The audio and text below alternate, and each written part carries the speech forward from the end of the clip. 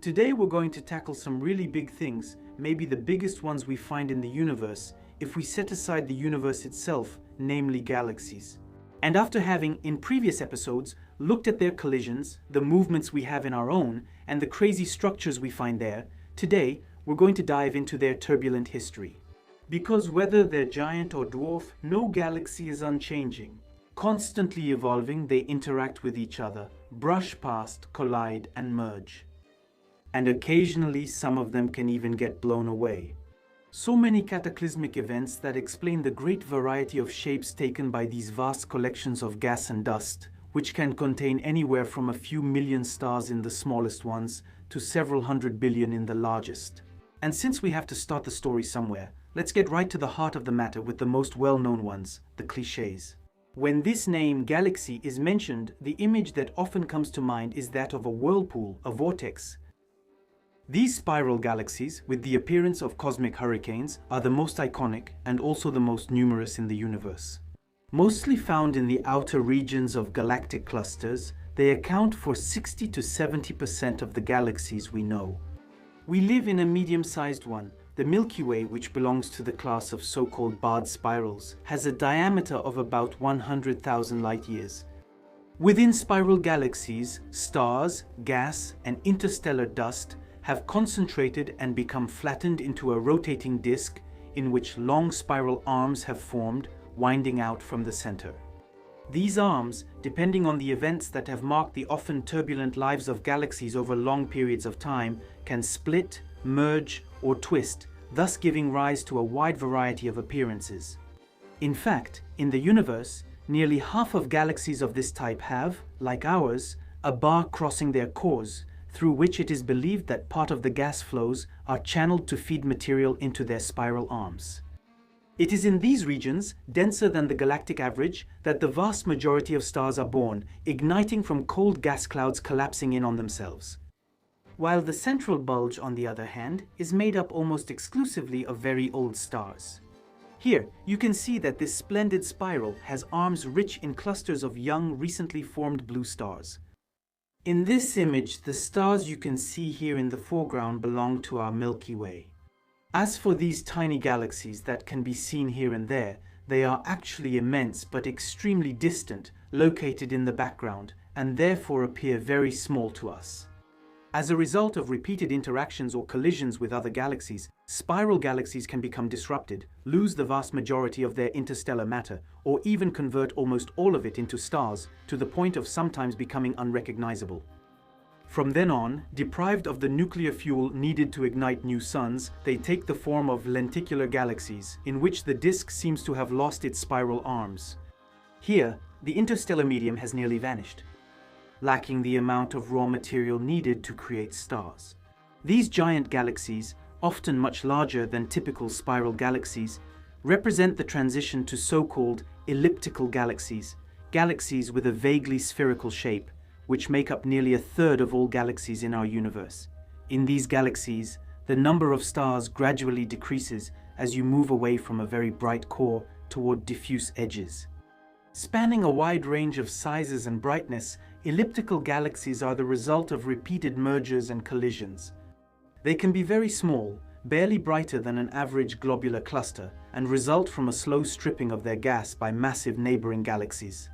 Or, at the other extreme, they can take the form of giant elliptical galaxies, the most massive galaxies in the universe, which are found exclusively at the centers of immense and dense galaxy clusters. These titans of space are the final product of repeated mergers of spiral galaxies.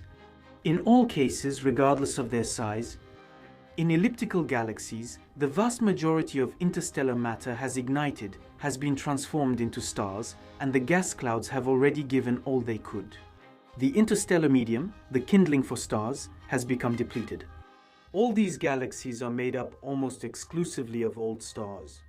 And over time, all galaxies seem to inexorably tend toward this form. Stars whose motions around the galactic center trace disorderly orbits in a complex, chaotic swirl. Finally, alongside the pale ellipticals, the spirals, and the lenticulars, we also find so-called irregular galaxies. It is believed that these galaxies, having no recurring structure, must have been very numerous in the early days of our universe. But their number has since decreased due to repeated interactions and collisions, to the point that today they account for only 10% of all those up there. Often modest in size, irregular galaxies contain only a few tens of millions to a few tens of billions of stars at most. Most of the time, they are found orbiting around spiral galaxies that are much more massive than they are. And that sheer proximity is enough to create compression waves in their interstellar medium and to trigger the cascading formation of new stars. And the strangest thing about all this might be to think that despite their great diversity in shape and size, all the galaxies we've just talked about, if we go far enough back in time, share a common origin and history. They all result from the same formation processes. Today, we think that the embryos of these gigantic structures were formed in the early universe from tiny density fluctuations, which acted as seeds for the first protogalaxies to begin to emerge. According to our theoretical models, it is estimated that about 100 million years after the Big Bang, within immense sheets of gas about 150,000 light-years in diameter, there were colder and denser regions, each measuring at most a fraction of a light-year across, began to collapse, giving birth in their wake to giant stars, first-generation stars, which were extremely unstable and with lifespans that were brief on cosmic timescales, exploded and enriched space with new atoms. And it is from the ashes of these now vanished giants that the interstellar medium and the second generation of stars are thought to have formed, now old, which are found in the hearts of galaxies. Then, about 1 billion years later, key structures began to form, such as the first globular clusters or galactic bulges and their central supermassive black hole. You are currently seeing on the screen a simulation tracing the formation and evolution of a spiral galaxy over nearly 10 billion years. Since the collapse of vast sheets of gas, which, due to the conservation of momentum, end up flattening out, and transition from a spheroidal shape to that of a galactic disk in which matter concentrates and accumulates until the gradual appearance of a spiral structure. And here, we can clearly see why a galaxy like ours took several billion years to acquire the shape and size we know today. And one might be tempted to think that it is the absorption, over time, of the surrounding environments and repeated mergers with their counterparts that largely determine the fate of each galaxy. Except that this does not take into account the fact that, throughout their history, their morphological evolution and transformation also depend on internal transformation processes, which can be extremely violent. We know of galaxies that, on their own, impose very strange austerity measures on themselves, end up being blown out from the inside, or simply by moving. And you saw it coming. It's high time to take a breather and talk about stellar winds. These phenomena of gigantic gusts raging on the scale of entire galaxies often follow periods of intense star formation. Exceptionally, following galactic mergers, a region can go out of control. And the intense activity of massive stars, along with the repeated explosions of supernovas that occur there, can create winds made up of particles torn from the upper layers of these stars. The wind created in this way becomes powerful enough that the speed of the matter it contains is converted into thermal energy, into heat. From then on, as they spread through the interstellar medium, these bursts of superheated gas can impact the entire galaxy they race through. Thus, we have observed expanding winds powerful enough to literally push all the clouds of gas and dust in the interstellar medium toward the edge of the disk. By sweeping away matter like this, these winds can abruptly halt any process of star formation in certain regions. Here, this barred spiral has become anemic because the winds it produces have practically reduced to nothing the number of new stars that can ignite there. And the craziest thing about all this is that these winds, already capable of peeling away layers of gas over distances of hundreds or even thousands of light years, are not only found inside galaxies. They also exist between galaxies and within galaxy clusters. In fact, their intensity can sometimes be so great that they spread even beyond the galaxy that gave birth to them, forming what are called superwinds, which diffuse all the way into intergalactic space. Thus, it was realized that galaxies gathered in clusters are, in a way, wrapped and embedded in immense bubbles of hot gas, extremely tenuous and turbulent, which they have often expelled themselves. And this gas, by its mere presence, can disrupt the morphology of an entire galaxy and in exceptional cases even contribute to making them burst apart or tear them to pieces. Because when a galaxy enters one of these environments at high speed, the ram pressure and heat of these intergalactic winds can, by interacting with the matter streaming from the galaxy, act like a powerful current and blow away the entire interstellar medium contained within it. Here, within this cluster, several galaxies moving at high speed have experienced the full force of an insane external ram pressure. The first one is surrounded by a huge shell of gas and dust, while the second has seen a sort of ring of dust and gas form around its core, which seems to have been blown or swept outward. And these interstellar clouds, pushed out from the center by the superwinds, eventually formed by accumulating, some 60,000 light-years away, a thick front, combined with the effects of the magnetic fields it carries along. These winds also helped build immense pillars of gas and dust, which can stretch for nearly 6,500 light-years. It is believed that, in the end, this galaxy may lose 90% of its gas through this process and eventually turn into an elliptical galaxy. As for this spiral galaxy, as it crosses its cluster at the astonishing speed of about 7 million kilometers per hour, subjected to the devastating effects caused by the collision between its matter, moving at full speed, and the intracluster superwinds, it found itself unable to maintain its internal cohesion and ended up losing more than a quarter of its disk. And the interstellar gas and dust, blown away like this, ended up forming a huge tail containing nearly 1 billion solar masses of matter that were torn away from it. Here, this small spiral galaxy, also plunging at full speed toward the center of its cluster, sees an immense trail of gas and dust escaping from its core, which, lost to it forever, draws a long turbulent wake stretching nearly 200,000 light-years in the opposite direction of its original galaxy's movement. As for this one, speeding at nearly 10 million kilometers per hour and swept by extremely violent winds, it is literally being emptied of all its substance. All the scattered brown spots you can see in this image are gigantic clouds of hydrogen that, under the relentless pressure from the presence of scorching intergalactic superwinds, are being expelled from their host galaxy. Here, finally, this starburst galaxy seems to have exploded.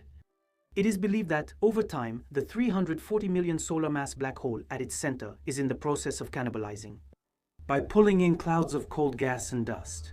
And all this siphoned matter, as it accelerates and plunges toward it, produces gigantic jets, while making the plasma roar. And super winds that, several thousand light-years from their place of origin, give rise to these long filaments of gas heated to several million degrees and stretching to the edges of the galaxy. And even if, in the image, the structures may seem relatively small, keep in mind that the smallest of the filaments you see on the screen right now is about 200 light-years thick and can easily stretch over 20,000 light-years. Sometimes, it's not so much the shape of galaxies that characterizes them, but their intense internal activity. And when these, whether they are giant ellipticals or spirals, reach a high enough level, they can enter what is called an active phase. This image is not that of a star, but of one of the largest galaxies in the known universe. A galaxy that hosts at its center a continuous source of electromagnetic radiation among the most intense in the universe. And the cataclysm taking place in its core is not of stellar origin. It originates from the accretion by a supermassive black hole of the surrounding matter.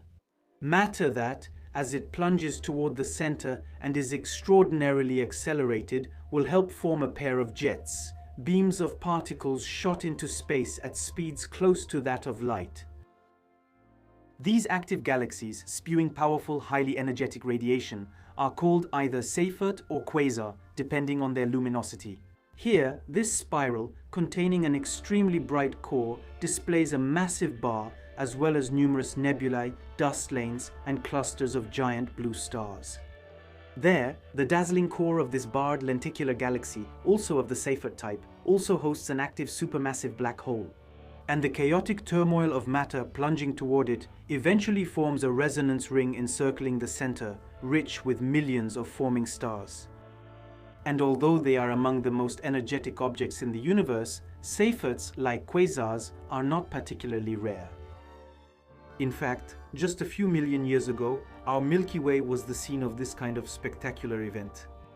In fact, during their evolution, all galaxies can go through a period of intense activity, whether it's in the core or in the formation of new stars. And in this case, we call them starburst galaxies. In these galaxies, it's most often galactic mergers or the power of stellar winds that, by igniting the gas clouds, have triggered bursts of star formation, sometimes in a cascade. And during these starburst phases, galaxies can ignite 10 to 1,000 times more stars than they usually do, to the point of being able to completely exhaust their reserves of gas and dust clouds within just a few 100 million years. Fortunately for them, such events usually last no more than about 10 million years, which is the maximum time needed for the disturbed regions to completely exhaust, consume, or disperse their fuel reserves. And after spending so much time in the company of galaxies, whose origins and evolution our theoretical models are able to explain and predict with great precision. In conclusion, let's briefly look at the special cases of two galaxies, which still remain completely enigmatic. The first one has a supermassive black hole with a vastly disproportionate mass. While, in terms of mass, these black holes usually account for about 0.1% of the mass of the bulge of the galaxy that hosts them.